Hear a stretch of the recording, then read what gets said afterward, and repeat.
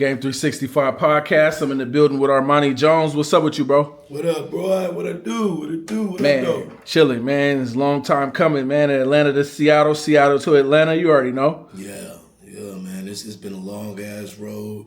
Got to go back to Atlanta tomorrow. I missed the town. I missed the people. I missed the weed. I'm tired of this plantation ass weed. This shit, boy. This goddamn Toby pack is rough, nigga.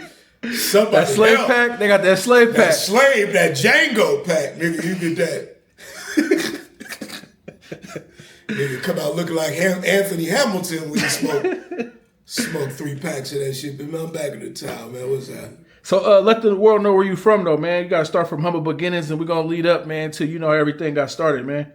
I come from Grand Rapids, Michigan, same city as Floyd Mayweather Jr. You know, Shout out to Michigan, all the man. Mayweathers, you know. Sure. Shout out to all my people. Shout out to Clarissa Shields, you feel what I'm saying? And shout out to all the girls in Flint, Michigan. You know, I once ate a bitch out from Flint, Michigan one time. And came up with a whole set of braces, though, and then I had it. Bitch tastes like battery acid. But at the same time, shout out to all my folks back at the crib, man. Grand Rapids, Gunru, you did. How was it like growing up in Michigan, though? It's fucked up, nigga. It's fucked up. Like when a nigga can rob you with a snowball, nigga, it's shit fucked up around my way, bro. Niggas, look, niggas don't even have to have it. Niggas don't have to. Nigga, I ain't finna up shit on you, nigga. I got a snowball, nigga. I might have spit in that bitch and thrown it right at your ass. You gonna give up everything, nigga. I guarantee you. And shout out to everybody that's still living in that shit, man. It's cold, it's poverty, but it made us though. It made the best and made the worst out of us. You feel For me? sure. Yeah. Was the struggle something that made you start turning into a comedian? Because you got to tell jokes. Sometimes you got to laugh to keep from crying. Yeah, man. You know what I'm saying? The first couple jokes I ever told was at the Trap House over in Michigan, man. Shout out to my nigga J.R. One of his cousins that just died and shit, and they was showing me a picture of the funeral, and one of his baby cousins and shit was laying on top of the plot where they had just dug the nigga up at and shit, and they was like posing and shit. I was like, why black people always got to be posing on the funeral and shit when it comes to the pictures? And I just started doing a whole bunch of jail poses like I was at the motherfucking casket and shit. And that nigga started laughing so hard. He was like, no, nigga, I'm finna go ahead and take you to all the trap houses. Nigga, you gonna tell that joke. Yeah. So, nigga, I went to like 3 different trap houses and told one joke. So, like, that kind of started me off. Like, when you ain't got shit, it shows you how to make something out of it. For sure. Mm-hmm. Is that where you finally realized that you had a sense of humor and that you can make, folks laugh, despite, what I'm saying, what you went through, what you're going through? I realized I had a sense of humor when I realized I was too old for an S curl. When your mom, when you got single moms and shit, they don't be trying to get your hair cut every other week and shit like that. They don't know about black boys to really take care of black boys and groom them right. You feel what I'm saying? So shout out to my mama. She tried, man. She put that motherfucking S curl in my shit. I'm like, man, I'm about 10. You ain't supposed to put no S curl in my shit at 10. But like, I don't need finger waves going into, middle school. I look like Misdemeanor Elliott in this bitch. Did your mom used to whip your ass for, talking shit to her? Oh, man. Like, nigga, man, look, bro. Look. When she leave, will she be around? I don't be saying nothing. But when she leave, I be talking again. That's the I whooped my ass one time, nigga. I had the motherfucking baby powder and shit, nigga. I threw the baby powder all over the motherfucking room and shit, nigga. Just on some crazy shit. Yeah. Nigga, my mama came home, nigga, got one of them thick ass belts, nigga, one of them thick ones, like nigga, it was about 5 or 6 cows. Yeah. Got on you? Boy, whoop the dog shit. Nigga, you remember how they used to whoop niggas with the belt on WWE?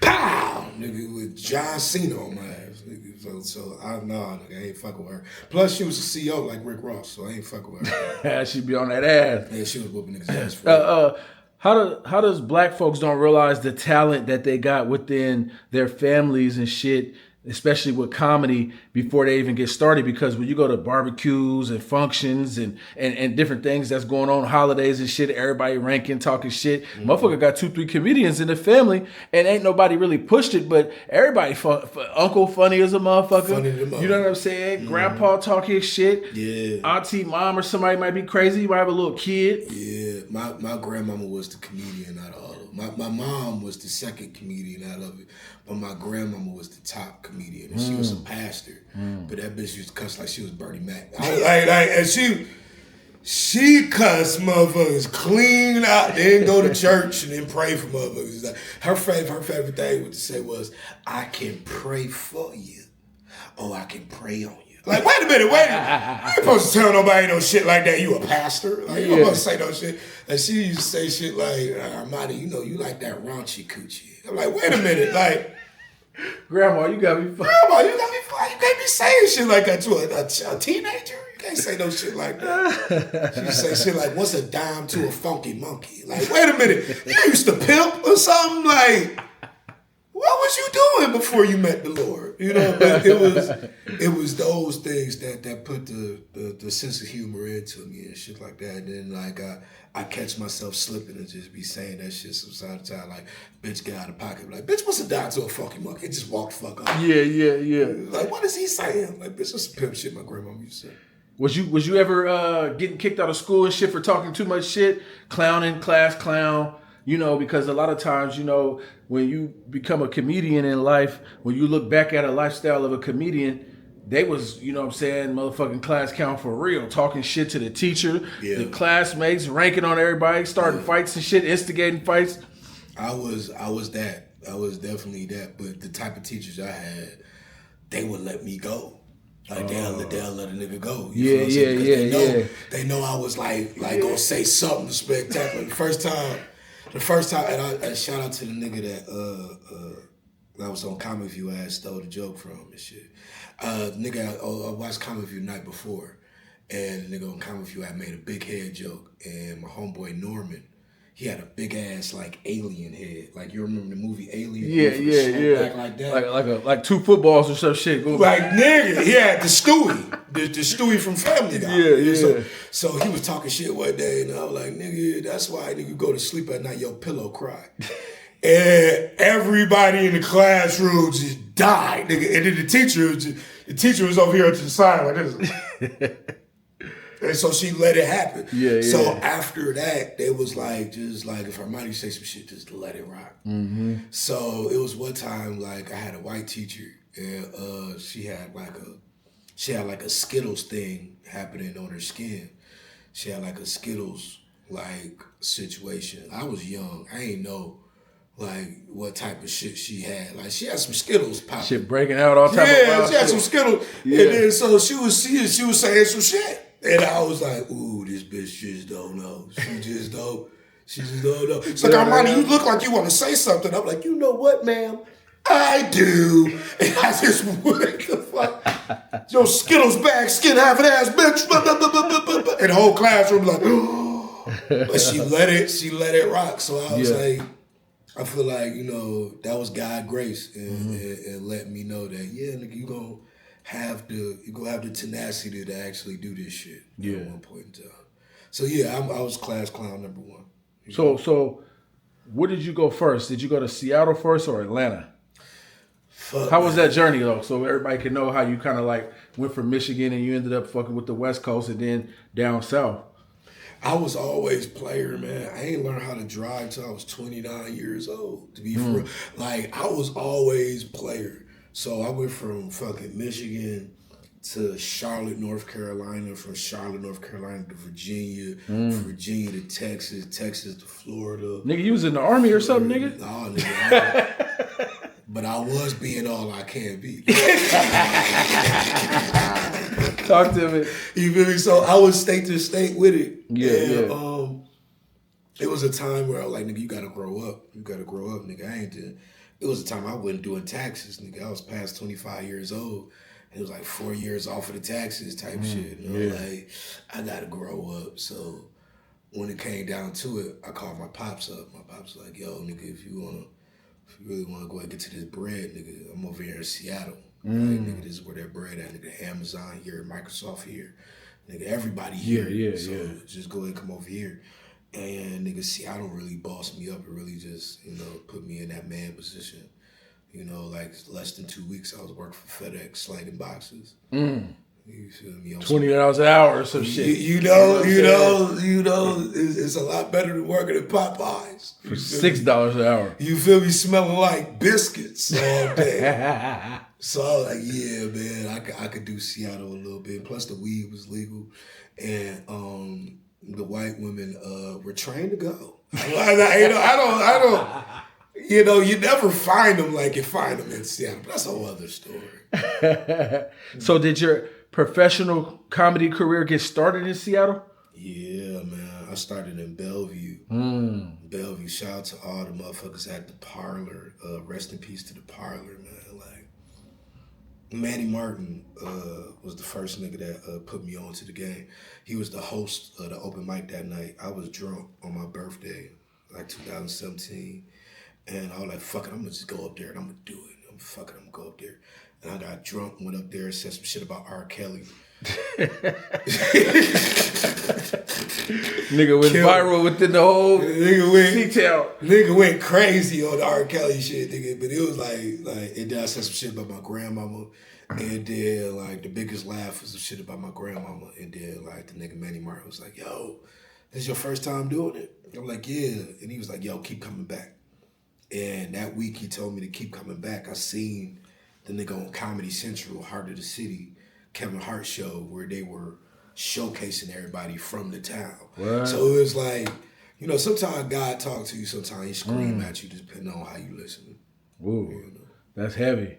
So were you the type of comedian that kind of just improv, freestyle, or did you decide to start kind of writing your treatment, you know what I'm saying, and putting it together, scripting it a little bit with a little freestyle, like, because everybody got their style, you know what I'm saying? Everybody do got, like, I was a nigga that freestyle because I come from rapping. Like, I started rapping before I was doing comedy. So freestyling is the biggest part of rapping. Like, nigga, if you can't make some bars off the spot, nigga, I don't really want to hear it. Like, yeah, for sure. So it was like that with comedy. I just, like, I could freestyle sets. It was like times they was letting me up there about 5, 6, 7 minutes and then 10 to 15 minutes. Then, like, they gave me 30 minutes, my first 30 minutes, like, my first year doing it. And I was just freestyling all the shit. Like, I was freestyling sets. So it was like, do you write? No, like, no, not really.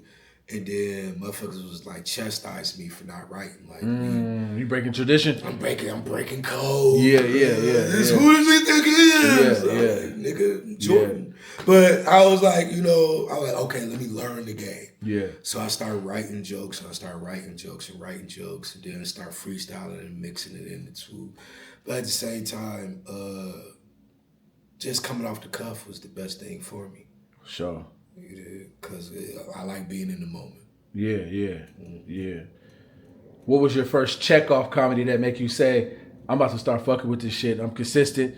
I'm about to really make this my lifestyle, though. You know what I'm saying? Shout out Federal Way Barber College.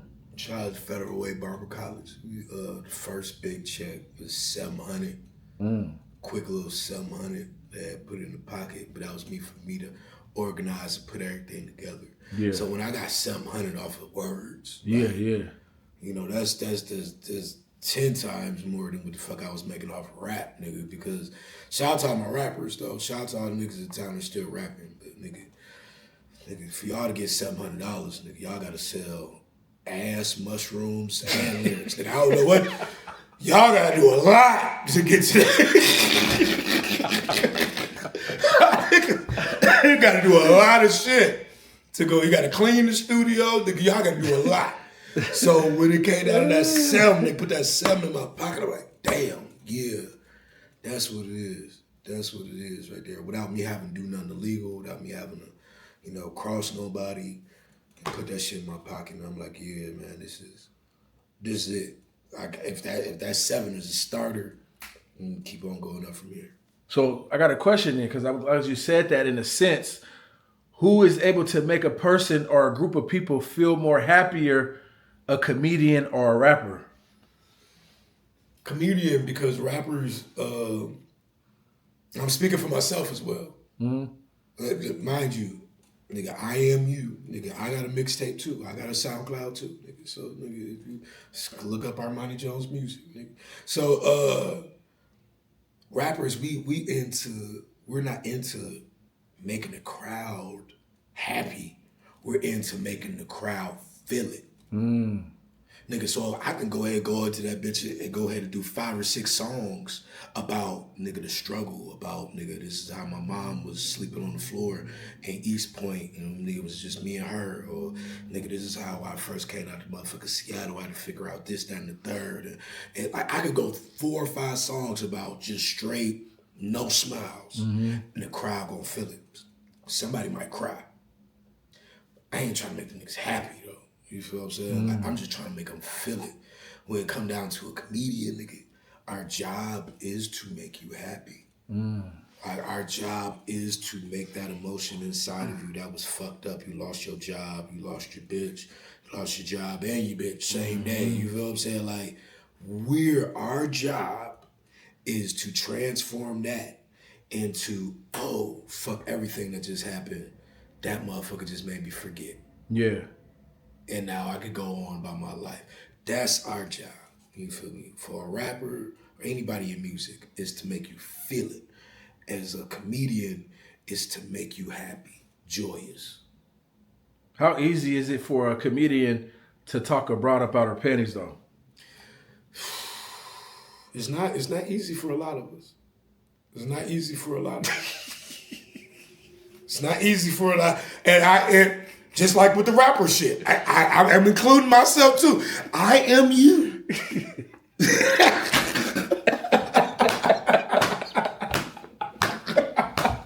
Boy, look, I done got good at politics, bro. I done got great.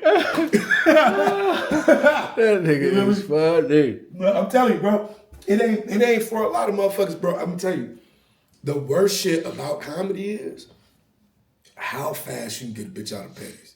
And that's the scary part, because you don't want to get a bitch out of panties fast, bro, because that'll fuck your game up. Because that bitch is going to go to thousands of other bitches and be like, yeah, I fuck that nigga. And da-da-da-do-do-do, ba-da-ba-boo-do-do-boo, ba-ba-ba-ba. So you don't want that type of reputation in this motherfucking game, because bitches, you know, they ready to do the Diddy hotline on all of you niggas.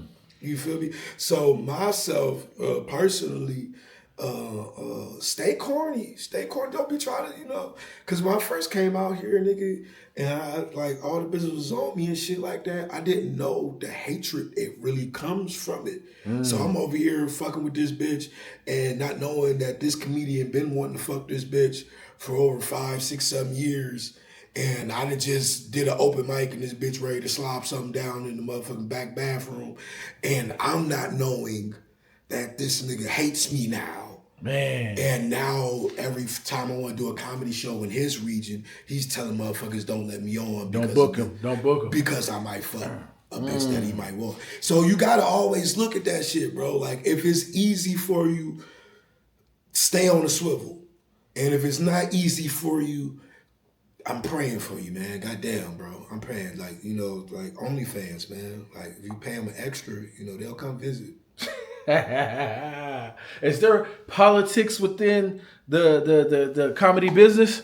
Nigga is a fat bitch. Fat meat greasy. Fat bitch heavy, nigga, is pig pork. Nigga, hold on, wait. It's a lot of politics in this shit, bro. And not even the fact that it's politics.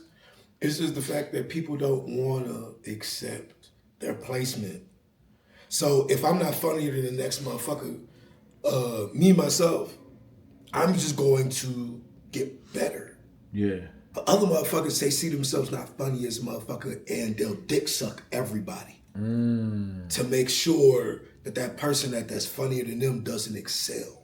Like, it's a whole bunch of motherfucking bullshit that happens to, like, females. Like, yeah, you can fuck your way up to the top. If you're a fucking female, you ain't got to be funny. You could just say random shit and fuck your way up to the top. But females, I got a problem Because it's a lot of motherfuckers in this industry that's coming out. It's Illuminati. It's a whole bunch of bullshit. So if females is fucking their way up to the top, that mean the dudes is fucking their way up to the top too. So that mean that a lot of these niggas is over here sucking dick, swallowing spit to go ahead and get up there too. So females, y'all not competing with the other fucking females that ain't fucking for the top. Y'all competing against the gay niggas that's out here sucking dick for a spot. So it's a bad position. Either way it goes. You feel what I'm saying? I just say stay to your motherfucking self. Stay out of the way. No baby oil, no diddy. You know? Does that kind of attribute, kind of go hand in hand with the crab in the bucket mentality within the comedy game? Of course, because nobody want to see nobody actually shine. Imagine if you was sitting next to Dave Chappelle this whole motherfucking time. And that nigga wasn't above you. And then as soon as he break, now you looking up. Nigga, that was just right here. Now you looking up. You want to make sure that nobody surpasses you anymore. And it's a sickness, but every human kind of has that. But that's comedy, though. The nigga that could be sitting right next to you, you didn't even know that nigga was gonna do this. You ain't know that nigga was gonna do that.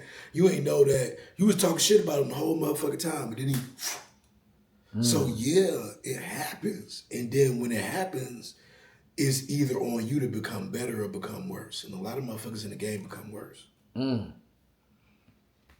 Are comedians known or not known to pass each other alley hoops?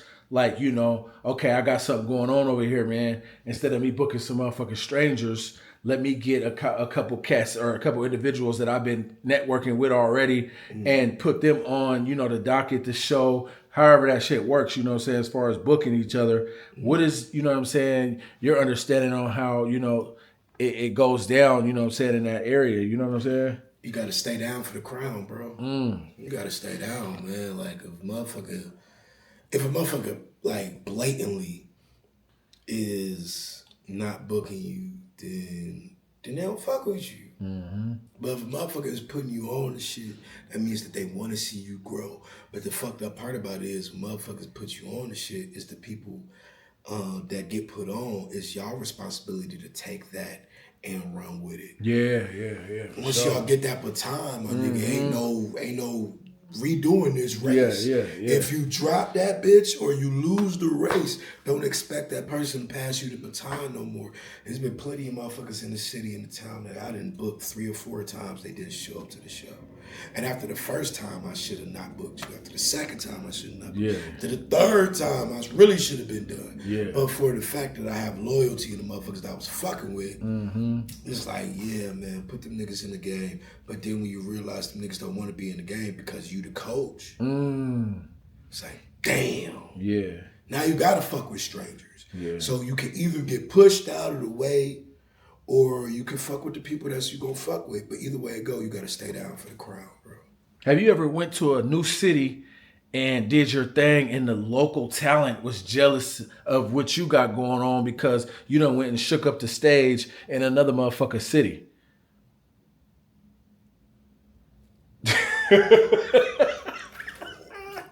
Pour some more absolute. Absolute. You don't gotta say absolutely. Hey, listen, you ain't gotta say a specific city or state, but just give some type of example on how that can be, because you know it's just like a rapper. A motherfucker can come from Nebraska and go to motherfucking St. Louis and get more love in St. Louis than he do, and then the niggas in St. Louis want to motherfucking assassinate the nigga. Yeah, that's a thing. That is a real thing. I'm gonna keep it real with you, bro. Yeah, every city I've been to, and I'm not afraid to say it. Atlanta, motherfucking Seattle, goddamn Tampa, nigga. Motherfucking Austin, Texas, nigga. Every city that I did to, motherfucking Riverside, California. Every spot that I went to, it's been a motherfucker like, what the fuck is this nigga here, bro? But at the same time, nigga, I'm a nigga that don't care. I don't really care. It's like, bro, like, nigga, you already had these bitches out here. Nigga, if it's my time to fuck these bitches out here, then it's my time to fuck these bitches out here. You ain't gotta hate.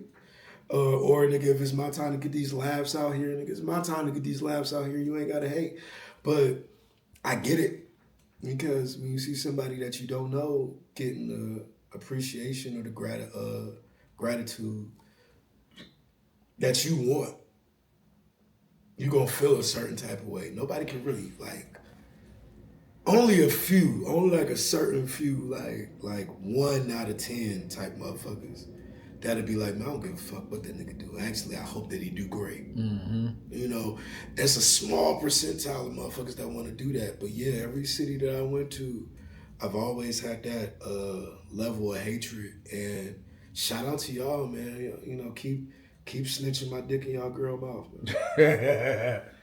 Dirty Mackin. Is there any genuine friendships in this game, though, bro, in the comedy industry? When niggas that you struggle with, niggas that you struggle with, is definitely genuine when you struggle with a nigga. When a nigga is coming from here and you right there, and you showing each other y'all moves, like, hey, bro, like, nigga, I'm scamming this way, nigga. This is how I'm doing shit to go ahead and get bread this way. Mm-hmm. Or, nigga, I'm doing jokes this way, nigga. This is how we, and y'all both leveling up, and y'all don't see each other without leveling up. Like, oh, nigga, you still there? Let me pull you up. You feel me? Only when you struggling. Don't expect no loyalty from a motherfucker that's already on or just trying to get on. Yeah. It's never gonna happen. They don't throw the rope down like that? The rope ain't even... Don't even exist. It don't even exist. Like, ain't no ladder, ain't no rope, ain't no helicopter. Nigga, if I'm just learning the game, my whole motherfucking, my whole idea is to get everything out of you and then move on to the next. On some parasite shit. That's like literally all the newcomers that come into comedy. What can I learn? And let me jump to the next shit.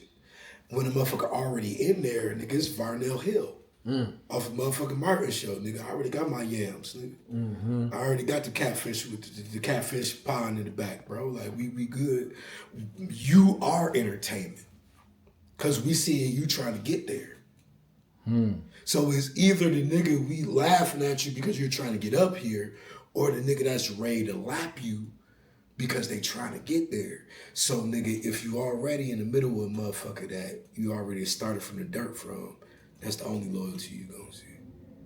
So piggybacking off the Kendrick and Drake battle, beef, whatever you want to call it, have you ever witnessed or do you feel that comedy has his wars between comedians, you know, whether independent, whether popular? Do you feel that, you know, comedians have those subtle battles to where, you know, they're going against each other, they're trying to take each other out from each other's spot, or it's just a playful thing that might just be, you know, comedic, man? It's not even nothing serious like that. We see each other as love, but nigga, when I'm on the stage, nigga, I'm talking bad about you, whether directly or indirectly. You remember House Party? Of course. The first one, right? Yeah. That's what that Kendrick and Drake shit was. You remember they was battling? It's my party and I'm running for 1, 2, 3.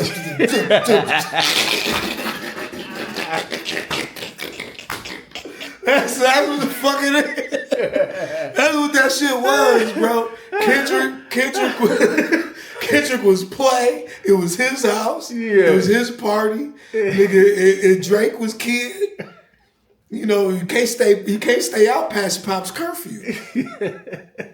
You feel what I'm saying? So that's what it really is. Like, when you got the house and it's your shit, of course you want to run the house.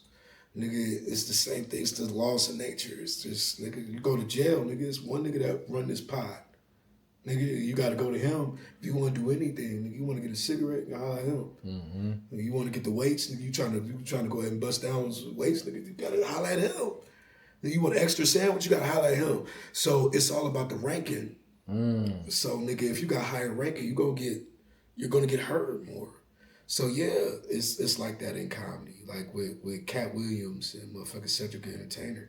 Niggas was mad at Cedric. Why? Because Cat was on a platform where it was a higher ranking than anything Cedric could do at that time. Nigga, I'm on a platform that's gonna be even if it didn't do the numbers it did, it's gonna do nothing less than 1 million because of the platform. The platform itself is gonna blast it off. I already got over 700,000 motherfucking subscribers. Nigga, they gonna watch this shit just cause. Yeah. So nigga, when you got the higher platform, of course you gonna be loud. You gonna whoever is the loudest gets heard. But at the same time, it's double-edged sword. Sometimes the loudest in the room is the weakest. So nigga, you gotta back that shit up. Yeah. If you gonna go against anybody. Yeah. In this comedy shit, bro. Because nigga, if you ain't got the jokes to back it up, you're gonna look wild out there, baby. So, got a question. I usually ask artists their top 5 rappers. I'm about to ask you top 5 comedians in the game right now, hands down. Whether you name independent or famous as a motherfucker, I want to know top 5 comedians right now. I mean, shit. I do rappers too, shit. No, we want comedians because we interviewing a comedian, man. Oh, man, shit. You know, shout out to all the comedians. Nigga, we rap too, nigga. Cat Williams had an album with Dipset, nigga. Nigga, Cedric Entertainer could sing. Nigga, Jamie Foxx could sing, nigga. Well told. You know, shout out to my nigga Mope Williams. He one of the best motherfuckers out. That's about to go and come up. But top 5 comedians. Off top, Bernie. Bernie. Go ahead and put Rest Bernie. in peace, right there. Bernie. That's guaranteed. Because that's the nigga that showed you that, nigga, you can get it from the mud for real. You can get it from the mud for real. He was on stage with 3 other niggas that had shows. Man. And he looked at the camera and said, nigga, where my show? Man. You don't see me killing these niggas every night? You don't see, oh, wait till the movie come out. Wait till the movie come out. As soon as the movie came out, what? Show. Facts. You feel me? So he really got it from the mud. He showed and proved. I gotta go with motherfucking Ali Sadiq. Shout out to my nigga Ali Sadiq, Mexican guy on boots. Oh yeah, he's funny. Yeah. That's my guy, man. When he pulled up over here, man, like, shout out to my nigga D-Lay for making that plug. I got to open up for him at the Parlor in Bellevue, and he gave me the greatest bit of advice that I ever heard a comedian give me. He said, it's not about what you say, it's how you say it. And nigga said, man, what's the difference between Rakim and NWA? I was like, shit, nigga, I don't know, nigga. One had a flat top and the other had Jerry Curl, nigga. I don't know what the fuck. Like, nah, nigga. Ain't no different. Nigga, NWA was saying the same shit Rakim was talking about. Nigga slanging crack, AK-47, shooting motherfuckers. Like, Rakim said that same shit. If you listen close enough, he just did it without cussing. It's not about what you say. It's how you say it. Man. So he put that on me. I say after Ali, I would go, man, Corey Holcomb. Corey Holcomb, only because he's just unapologetic. And he was the first nigga that gave me my first bit of advice in this industry. He was like, man, whatever happened in this world, just remember, you always find a fat bitch house. Just go ahead and sleep on the couch so everything work out. I'm like, the fucking party is, nigga, I was at a fat bitch house, sleeping on the couch when he said it. So I'm like, nigga, you don't know me to be knowing my life like this. This is speaking to my soul. So yeah, that nigga really put it out there. And then for number 2 spot, I gotta go Dave Chappelle. Classic. Gotta go Dave Chappelle. That nigga really, man, I wish that he really say some of the real shit. All the shit that y'all be hearing, that ain't the shit that he really, like, the nigga, he doing that shit for a reason. He doing that shit for a reason. And it ain't my job to go and say what he doing it for, but just know that nigga a lot funnier than what the fuck he putting out there. Even though that he's the greatest, what the motherfuckers be calling him the GOAT, he's a lot funnier than that. Yeah. It's a lot funnier. It's a joke that he hasn't put out there yet, but I seen it live. It's called Hope and Hopelessness. And once that nigga drop that shit, the black community is gonna be on some, like that boy on some Martin Luther King shit. Popping that shit. And number 1, you gotta go with the real quick honorable mention.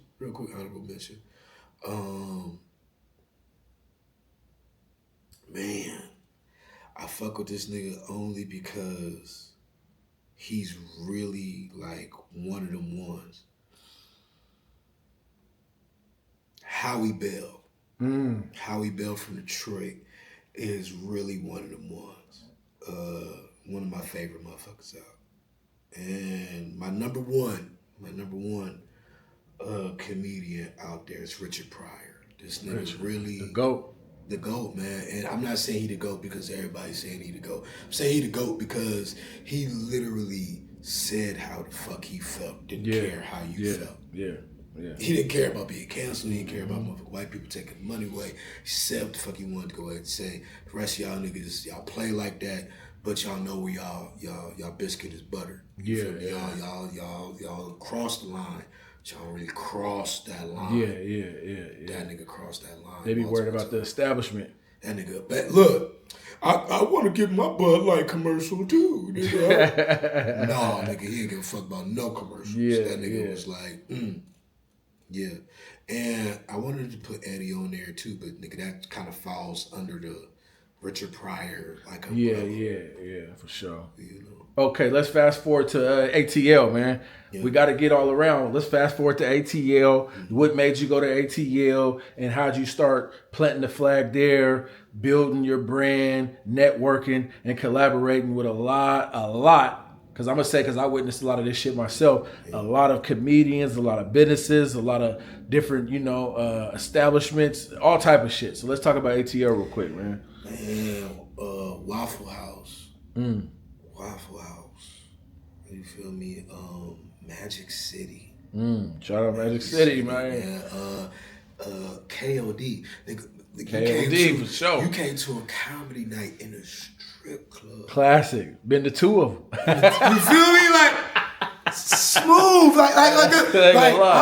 I be pulling Impossible No Look. Shout out to Magic. I ain't gonna lie. Shout out to Magic. I be pulling No Look past. So I couldn't dare do no shit at motherfucking Dream Girls. At this motherfucker. Sure. Yeah, nigga, what the fuck? Ain't nobody coming to no Dream Girl. Shout out to Dream Girl. But the bitches is gonna probably hate you. Would be mad that you fucking up my money. What the fuck is he was we listening to jokes for, nigga? Yeah. You feel me? Like I'm trying to get this 70-year-old white man to go ahead and put some dollars down my motherfucking pasty because I can't show him a full titty out. Like, no, nigga, we are really making moves. Like, I really came to Atlanta to make moves. I didn't want to really go to Atlanta like that. I wanted to just be in Florida. But I fucked around and moved a Tacoma bitch out to Florida. And the hurricane started hitting. And that bitch was like, nah, nigga, I don't like this shit at all. I'm used to rain. I was like, bitch, you want to leave like that? Like, nah, nigga, I can't do this shit. So I was like, fuck it, let me go ahead and go to Atlanta and make these moves. I went to Atlanta and just start stomping, man, just start stepping. And there's so many problems that came from it. Then when the problems came, I'm like, damn, I know the money gotta come because, nigga, if niggas is like looking at me like this, like the money got to be coming. So I put myself in a position where the black creators are making majority of the moves. It's a lot of black creators making moves out here in Seattle, but they get drowned out by having to deal with the politics. It's like once you get to a certain level, you gotta shake the hands with the motherfuckers that's eating babies. You gotta you gotta go ahead and do a benefit for the motherfucker that killed your cousin. You can't be in the same motherfucking place as them, but at the same time you wanna make this money. Nigga, the motherfucking crackhead that killed your cousin, you gotta go ahead and shake hands with that motherfucker and not whoop their ass. You gotta do something that you go against mentally. And I seen that shit over here. And it's like, damn, there's the ceiling of damn near having to have a white person call you nigga to go ahead and really get along out here. And I ain't want it. So I'm like, fuck it, nigga, I'm just go ahead and jump in the barrel. Fuck the baby barrel, motherfucker, because there's only about 5-6 black comedians that's out here, nigga. So, nigga, if y'all all pushing each other motherfucking down and dragging each other off, nigga, I might as well jump right in the motherfucking mist where the motherfuckers really is at. And then I went down to Atlanta and got to my first competition, nigga. I was number 3 out of 13 people. Them is good numbers. You can't beat that. Nigga, I don't talk like them. I don't walk like them. Nigga, I don't. So that was, sometimes God talk to you, sometimes he scream at you. So yeah, I just started putting everything in motion. And then a lot of people was like, fuck it, nigga, like, you're making moves. Like just keep going. And I found me a place to go ahead and stay at. I found the right pack to go ahead and put out there. And then, sometimes you go down there in the wrong pack. You be like, yeah, y'all don't like this shit? It's from the West Coast. Nigga, well, fuck that shit. All right, so, you just go with the right shit, and then shit just happens. Oh, shit. Mm-hmm. So let's talk about some stuff you working on right now, stuff you got out, talk about the platforms that it's on, future shows, endeavors, movies. What you working on, man? Tell everybody so they can find it at what's going on. Man, I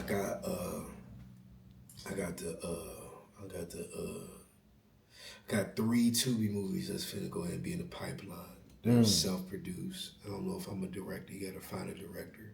That's what's up. Another Tubi movie in the pipeline that I'm about to film this week, going back towards Atlanta. One that's already in the cut that I filmed at Tyler Perry Studios. Can't really speak on that because, they calling me NBA young boy now. They call me young NBA now. So I just signed up. I can't really say nothing about that, but it's a prison movie, so just go ahead and get ready for that. And KOD every Wednesday. About 5 or 6 other rooms that are about to be popping in Atlanta. And I'm gonna be shooting about 5 or 6 specials this year. And one will be produced and directed by Proof in the Play. Shout out my nigga Proof in the Play. My nigga Proof, for sure. Yeah. For sure. Yeah, credit. Last question, man. This is the Game 365 podcast, so I gotta ask you, what's your definition of game?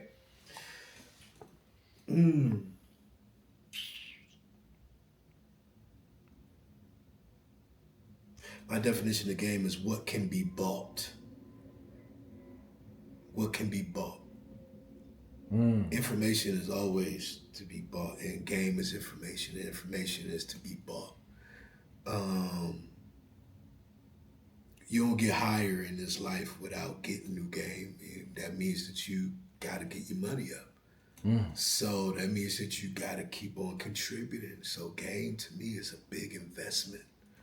It's to invest into your future. If you don't invest into this game, nigga, you don't invest into your future. Ooh.